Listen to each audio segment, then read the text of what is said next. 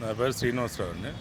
Sir ఇప్పుడు elections వస్తున్నాయి కదా, జూబ్లీ హిల్స్ ఏరియా వైజ్గా చూసుకుంటే ఎవరు వస్తే బాగుంటుందని మీరు ఎక్స్పెక్ట్ చేస్తున్నారు? నవీన్ యాదవ్ గారు గెలిస్తే బాగుంటుందని ఎక్స్పెక్ట్ చేస్తున్నాను. అదేవిధంగా తెలంగాణ రాష్ట్రంలో ఈరోజు సీఎం రేవంత్ రెడ్డి గారు తెలంగాణ రాష్ట్రానికి ఉదయించే సూర్యుడిలా ఈ రాష్ట్రాన్ని అభివృద్ధి చేసే దాంట్లో ప్రప్రథమంగా హైదరాబాద్ సిటీని జూబ్లీహిల్స్ నియోజకవర్గానికి 400 కోట్లు దాదాపు రిలీజ్ చేశారు. ఎలక్షన్ కూడా ఉండడం వల్ల ఆగిపోయినాయి. దాంతోపాటు జూబ్లీహిల్స్ నియోజకవర్గానికి కూడా శ్రీనివాసరెడ్డి గారి ఆధ్వర్యంలో తెలంగాణ రాష్ట్రంలో రేవంత్ రెడ్డి గారు 400 ఇల్లు ఇందిరమ్మ ఇల్లు శాంక్షన్ 4000 ఇందిరమ్మ ఇల్లు శాంక్షన్ చేయడం జరిగింది. దాంతోపాటు ఈ జూబ్లీహిల్స్ నియోజకవర్గం అభివృద్ధి కావాలంటే కంపల్సరీగా కాంగ్రెస్ పార్టీకి ఓటేయడం ద్వారా నవీన్ యాదవ్ని గెలిపించుకోవడం ద్వారానే ఈ కాన్స్టిట్యున్సీ అభివృద్ధి చెందుతా ఉంది. సో అభివృద్ధి అనేది నవీన్ యాదవ్ గారు వస్తేనే జరుగుతుందని మీరు నమ్ముతున్నారు? 100%. ఓకే అండి, ఇంకా ఏమైనా చెప్పదలుచుకున్నారా? అంటే ఆడవాళ్ళకి ఏమైనా చేస్తారు? ఈరోజు 6 గ్యారెంటీల్లో భాగంగా 200 యూనిట్ల ఉచిత విద్యుత్తును కూడా తెలంగాణ రాష్ట్రంలో కాంగ్రెస్ ప్రభుత్వం ఆధ్వర్యంలో జరుగుతూ ఉంది.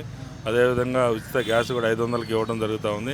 గతంలో కేసీఆర్ ఉన్నప్పుడు 1100 ఉండేది గ్యాస్, ఈరోజు 500కి ఇవ్వడం జరుగుతూ ఉంది దాదాపు. అదేవిధంగా రేషన్ కార్డులు కూడా తెలంగాణ రాష్ట్రంలో 10 సంవత్సరాలు బీఆర్ఎస్ పార్టీ అధికారంలో ఉన్నా కానీ ఏ రోజు కూడా రేషన్ కార్డు ఇవ్వలేదు. ఈరోజు ప్రతి నిరుపేదకు కూడా రేషన్ కార్డు సన్నబియ్యం ఇవ్వడం ద్వారా వాళ్ళ కుటుంబాల ఆనందం చూస్తూ ఉన్నాం. అదేవిధంగా గతంలో మాగంటి గోపీనాథ్ గారు 2 సార్లు ఈ నియోజకవర్గంలో ఎమ్మెల్యే గెలిచారు, కానీ ఎటువంటి అభివృద్ధి చెందలేదు. ఈరోజు ఈ యొక్క కాన్స్టిట్యున్సీలో అంతర్గత రోడ్లు డ్రైన్లు కూడా అధ్వానంగా ఉన్నాయి.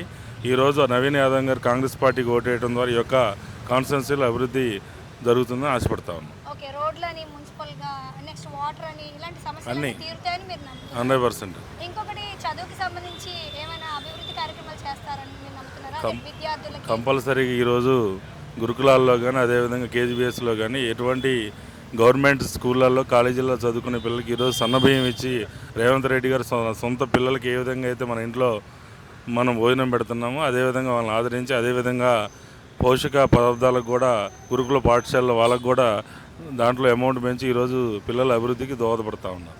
ఇంకొకటి, వైద్యానికి సంబంధించి ఏమైనా 10 లక్షలు ఈరోజు ఆరోగ్యశ్రీగా ప్రకటించి దాని ద్వారా తెల్ల రేషన్ కార్డు ఉన్న ప్రతి ఒక్కరికి కూడా 10 లక్షలు ఇన్సూరెన్స్ని తెలంగాణ రాష్ట్ర ప్రభుత్వం కల్పించడం జరుగుతుంది.